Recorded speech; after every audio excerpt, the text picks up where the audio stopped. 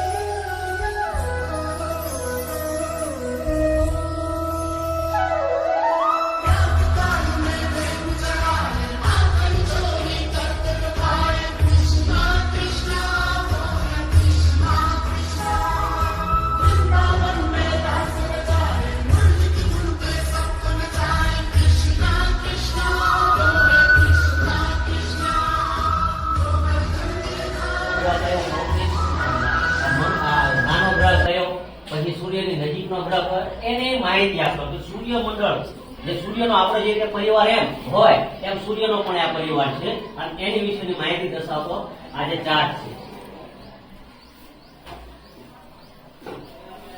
પછી આપણા ભારતમાંથી કર્કવૃત, મકરવૃત ને વિષુવવૃત ને આપણે ઋતુ એમાંથી જે ભારતમાંથી કર્કવૃત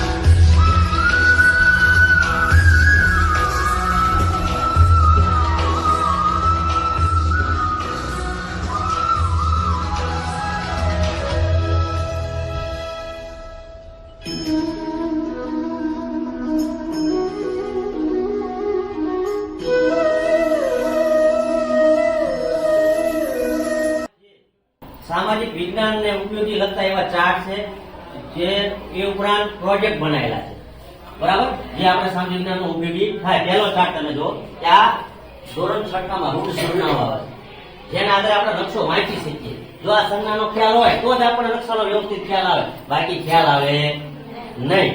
આને આધારે જ આપણે જો આનો આપણને નિશાની બધી જે સરનામાનો ખ્યાલ હોય તો આપણે નકશો વ્યવસ્થિત સમજી શકીએ. અહીંથી જોતા એની ઉપર સાધન પડેલું છે, એટલે સાધન અને એનો ઉપયોગ શું થાય અને સાધનનો પરિચય વિદ્યાર્થીઓને ખ્યાલ આવે તે માટે બાજુમાં સાધન મૂકેલું છે વિજ્ઞાનને લગતું, અને એનો શું ઉપયોગ આવે એની બાજુમાં જે ટેમ્પલેટ છે એમાં એ લખેલું છે. આપણે વારાફરતી એ દરેક એ વિજ્ઞાનના સાધનો જોતા રહીશું અને એનો શું ઉપયોગ આવે આપણે વાંચતા રહીશું. એ સિવાય આપણે જે વિજ્ઞાન અને ગણિતને લગતા જે કંઈ ચાર્ટ છે એ પણ તમે નિદર્શન કરજો.